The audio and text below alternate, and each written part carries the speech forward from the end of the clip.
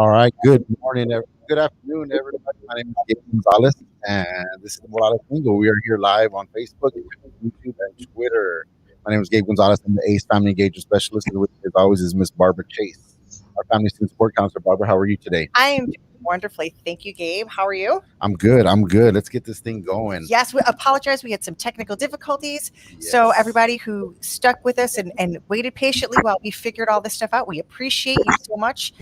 Please remember that if you have any questions or comments or anything like that, we would love to hear them, be able to answer them live. We have a very special guest with us. And so we're going to get through all of those things, that the important things we need to go over to make sure that we are keeping ourselves safe and healthy. Remember our coyote pact. So everyone, please remember to wear your masks, to make sure that you're washing your hands, using hand sanitizer, keeping that social distance. And if you're not feeling well, check yourself. If you're not feeling well, stay home. Protect yourself, protect others. That is the most important thing. Absolutely. Absolutely. Yes. So moving on, we got a couple of notifications. We got the Mental Health Awareness Month going on this week. There's also some summer fine arts information that's going on as well too. That if you just check with your campuses, check Schoology, check your emails, they'll all of that information will be there with you. And then also too, the Monday message did also send you how to send up the text notifications in the Schoology app, so that you can go and get in front of Schoology and get the access you need and get all the, you can look at your kids' grades. You can look at all the different things that they have. I know we do have some things coming up. I mean, this is STAR testing week, so good luck to all the kids here at Morales Junior High that are taking the STAR testing, and all around the state of Texas, because this isn't the only campus that's doing it. And we appreciate you guys. And that's right. And next week too. Yeah, next week too. So this is the season of STAR. Yes, that's for sure. Good night's sleep, good breakfast. Yeah, for sure. Be ready to learn and rock the STAR. Yeah, absolutely.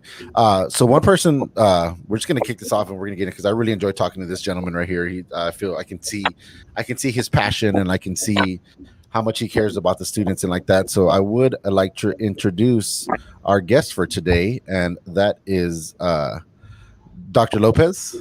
How's it going? The Crossroads Academy principal. Welcome. Welcome. Hey, thank y'all. I appreciate being here. Your hype music getting started. Your show introduction. I started dancing. I was getting ready. So really excited to be here. Glad to join your team. I've been a fan of y'all's episodes, and got little ones that roll through Morales, and really excited to be a part of this.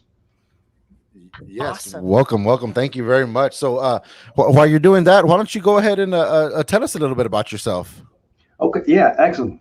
Thank you. So I am the principal here at Crossroads Academy High School. I also oversee the DAEP program here for the district, as well as the New Hope Daycare Center. And we really try to connect the dots between all of those things. I've been in this business for just over 15 years.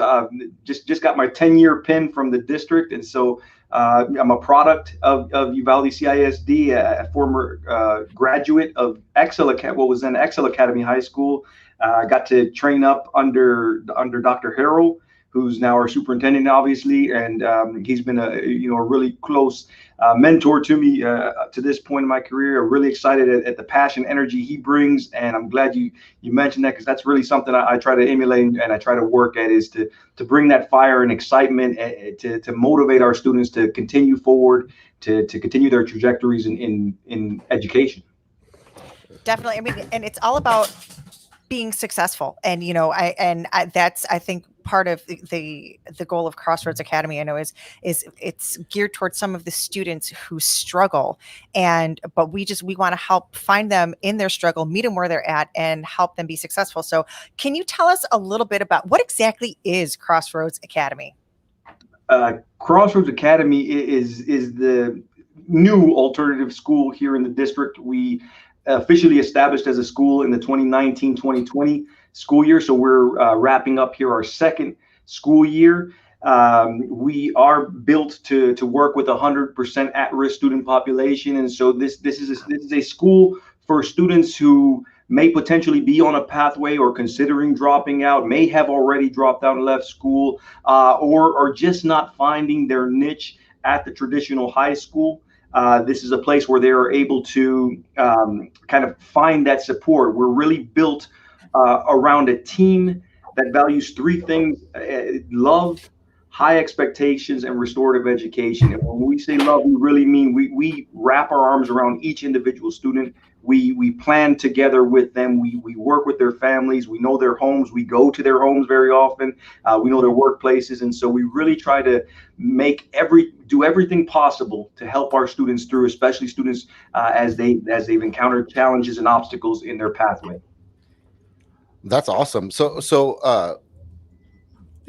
I mean, that seems like you talk about obstacles and stuff and doing home visits. I think that's a great thing, because sometimes people are, they get nervous of going to, but I think that kind of helps out the student, kind of normalizes, maybe the staff or like yourself as a principal, like, hey, we're not afraid to see where you come from or what you're doing or things like that. Yeah. Absolutely. Before I really knew what I was doing in this business in my first year of teaching, I can remember really struggling with students, and I just took off I had a motorcycle at the time. I took off on a motorcycle and had a student's address, went over to the house, showed up on a motorcycle. Parent welcomed me in. Student was a little freaked out and taken aback. But I'm sitting in their living room and we're discussing the student. Parent is excited, and it just seemed like, hey, that was a win after that experience. That student did great, and every time I see this kiddo now, this is 15 years ago, and so this young man is now an adult. When I see that student and many others who have worked with, it's always awesome. It's always a special moment reconnecting with the student. But the home visits, I know Miss Chase. We work together with Miss Henderson as well on getting a home visit program going. Yes. And we've really just kind of continued that here at Crossroads and kind of actually built that into the fabric of who we are. Definitely. I mean, it's all about relationships. And, a lot of times I think that the school is somewhat misunderstood, or, the intentions of the school. I mean, the home visits are never supposed to be about like trying to get people into trouble or pointing out the negativity. It's about, okay, what are the positive elements here? What is the family bringing? What is the school bringing? How can we work together as a team for the family's benefit and for the students' benefit? I mean, that's just really the most important thing. I mean, like you're saying, it's all about that success and helping that student, because they're obviously struggling in some capacity where, whether it's with their grades or because, they have to help out. Like you mentioned, a lot of the students have to work or even, pregnancy and stuff like that. So you mentioned the New Hope Daycare Center. I don't think a lot of people realize that we have this New Hope Daycare Center. Could you tell us a little bit about that? Oh yeah, thank you. Absolutely. That I was really glad to have the opportunity to be a part of the New Hope Daycare Center. This is a service that has existed in our district for quite some time now, and this is a daycare center that is open to all of our teen parents who are still learning and working, going to our schools. Right, so it's open to our parents at UHS, open to our parents here at Crossroads. Our staff and our team works with teen parents who are expecting, so along the pregnancy process, to help in their education, understanding of what they're going through, biologically, and then also to prepare them for what's next. And then once those children are born, after 3 months, they enter right into our daycare. So that student is able to continue with their education while their child is receiving high quality care. Our daycare center received the highest rating possible for a daycare center here in Uvalde. And so that team is really passionate about what they do. They also follow that. They embrace those kiddos. They love on those kiddos. They connect the dots between parent and students. So they talk about how each day went. They talk about some initiatives they're doing with those kiddos. And then I'm really excited that for this coming school year, we're also going to open that up to approximately 30 students in the community. Wow. And so we're going to have an official 3K educational program there. And so our kiddos, the idea is, as our kiddos go from, that 3-month-old or however many months they might be when they enter as children of our teen parents, they can continue forward into a high quality 3K program with a fully certified teacher, with a high quality curriculum. and then they feed right into Dalton and or the dual language center when they turn 4. And so, the earlier we get our students reading, excited about learning, understanding our processes of school, the more chances they have for success. That's awesome. Yeah, I mean, the reading part, and then because having a kid and doing all of that stuff. I mean, those are obvious challenges that are going to come up with these kids, and having an opportunity, and because daycare is expensive, especially for somebody that's in school or things like that, where they can afford that stuff, and then to be able to provide that service and still be able to continue their education and also include an education for their child, I think that's just amazing. And I wish, and we need to get more people to know about that for sure, because that's a great opportunity. And I'm sure you can talk to mothers that maybe went through that from years ago that are successful now, that told them that probably was the reason that they were successful, having that just that opportunity. Yeah, absolutely. And I as I mentioned earlier, I'm a graduate from the alternative high school, right? My first child was born very young to me. Mom, was 17, was in her senior year of high school, and so I understand a little bit that experience and some of those challenges, and to be able to support those students as they encounter these challenges is just really special to me. It's why I am as fired up as I am, and why each day we talk about all these processes, and it's a genuine thing here, right? It's a genuine thing with this entire team, whether it's a New Hope team, whether it's a Crossroads team, the DAP team. I see it all across our district with what you guys are doing, that creativity, just trying to find other ways to connect to our families, other ways to connect and open, get that light bulb moment for our students. Definitely. Well, and I think so many times, unfortunately, teens think that, okay, I have a baby and then that's it. I have to give up. I can't go to school anymore because I have to take care of the baby. And so, giving, again, I mean, just so much support to help students realize, okay, you know what? Yes, you have this baby, but there's a lot that goes into being a parent, but you can also, continue on your trajectory of, okay, I need to be successful, graduate and, eventually, get a good job to afford babies, because babies are expensive. And so, I mean, I think that's just absolutely incredible. And isn't transportation also provided for students and their babies to get over to the daycare center and then to whatever respective campus they're at? Yeah, you got it, Ms. Chase. So Awesome. our buses actually go to the door of those parents. Those buses have the car seats in there. They pick up child and parent.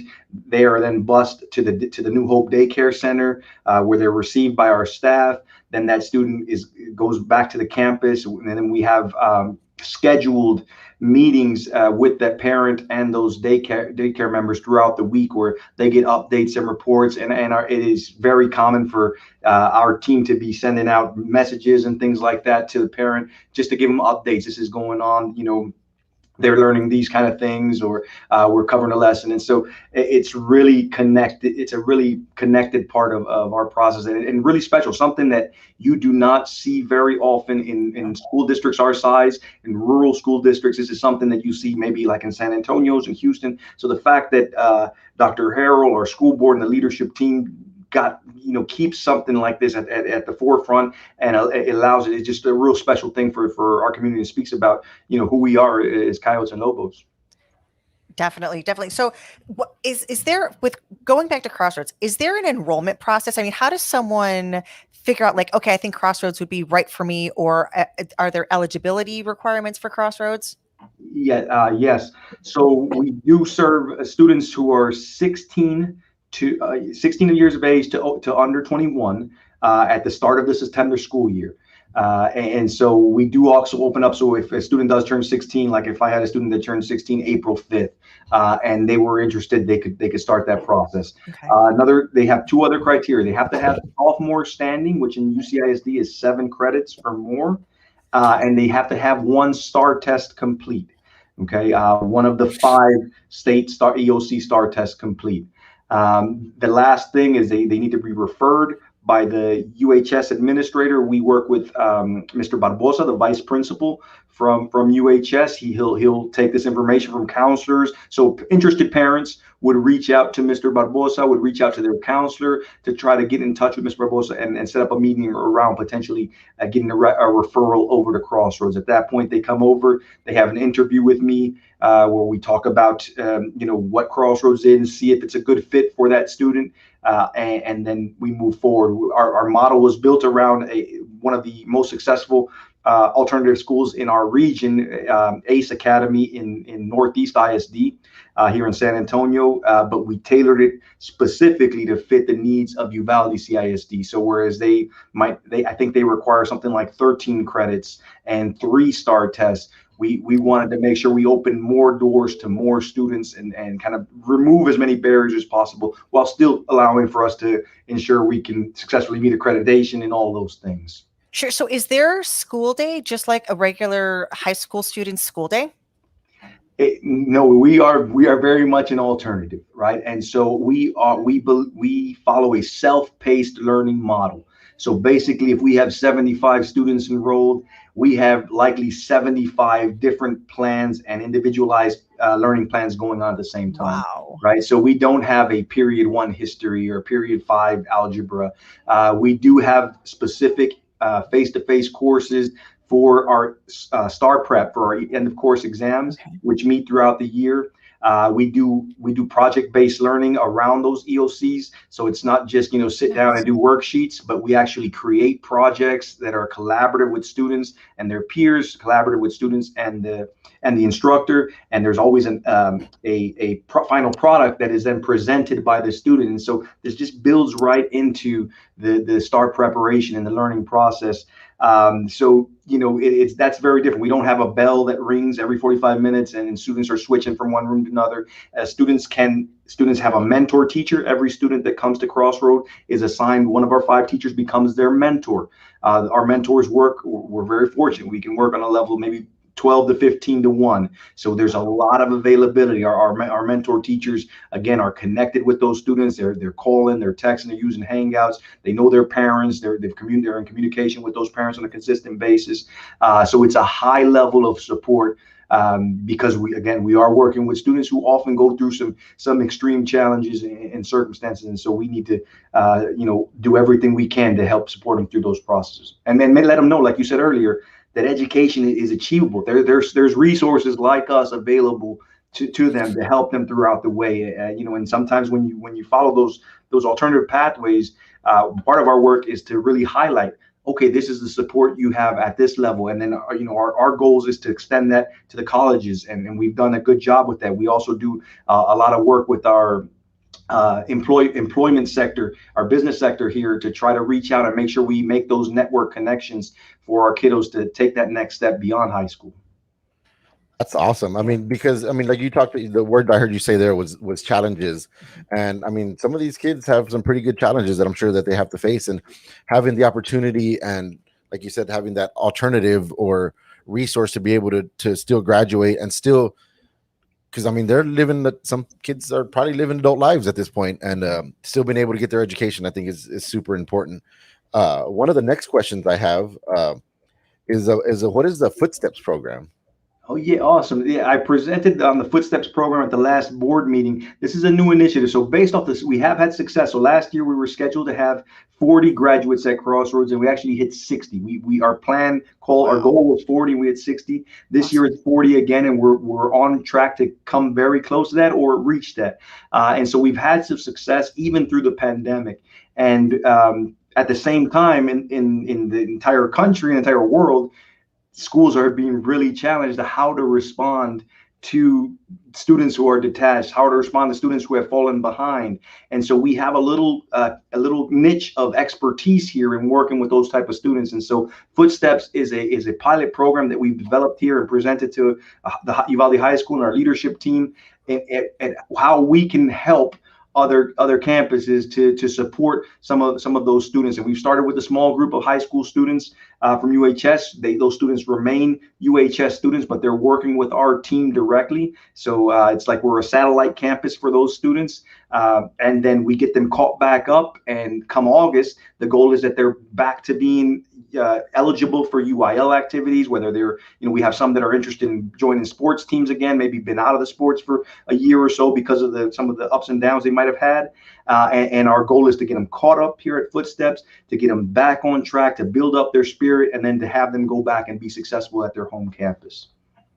That's awesome. So is Footsteps, is it operational over the summer as well, or is it just mainly during the regular school year? Yeah, so we're going to roll. So at Crossroads, again, it's our second year, but we have built in an extended 4 weeks of summer school into our school year. So we roll right through. So our graduation on Friday, I think it's the 28th. Then we have Memorial Day, the 3rd, I believe. That next Tuesday, we start right in with our summer school program. And we run for 4 straight weeks. We're Monday through Thursday. It's from 9 a.m. to 3 p.m. is our learning time. And that's open to those Footsteps students, and that's open to our Crossroads students to continue forward. And we're working with the high school team to see if there's any additional support needed there. And we're kind of in conversations with Mr. Escamilla, with Morales, and talking about how that can be extended. There is some models in the region that do some similar things with, as early as 7th and 8th grade. And so Wow. we've talked a little bit about that. And again, that's kind of in the preliminary discussion stages. Wow. That is so impressive. Yeah. That's awesome. I love it. I love it. I think we are running out of time here, though, and I think we could sit here and probably talk forever, because I love just talking about this stuff, because I grew up with, with challenges and stuff too. So seeing those kids and stuff, being able to have that opportunity, I think is amazing. And we appreciate you very much, Dr. Lopez. Thank you very, very much for coming on. And we appreciate not only Dr. Lopez, but we appreciate all the teachers at UCISD. This is Teacher Appreciation Week, parents. So please, remind your students to thank their teacher for their hard work, especially this past year. It has just been, Absolutely. In fact, Teacher Appreciation Week, we should probably also be thanking the parents who have turned into teachers at home with their students and trying to help them be successful and navigate the technology and healthcare and all that kind of stuff. So, but especially our teachers, we thank you for all that you do and all that you are and all that you give to these students and these families every single day. Yes. Once again, thank you, teachers, and thank you, Dr. Lopez, for coming on and letting us know a lot more about Crossroads. And we're here to help. If you ever want to promote anything or anything, we'll be here for the next couple of weeks. So just let us know. We'll be happy to help you out there. Thank you all. Love your show. And yes, absolutely. Thank you to all the great teachers throughout this district that do some great work. Yes. Thank you very much, Dr. Lopez. All right, folks, that's it for today. Thank you guys very much for joining us this week. Sorry for the late start. We had a couple of technical difficulties, but technology is great until it doesn't work, right? Right. But so next week we are working on a special guest, so don't forget to tune in. Remember to like our Facebook page, Morales Junior High. And remember to subscribe to our YouTube channel, Kyle Pride, and follow us on MJH Twitter. And we'll see you next Wednesday at noon. Bye. Bye.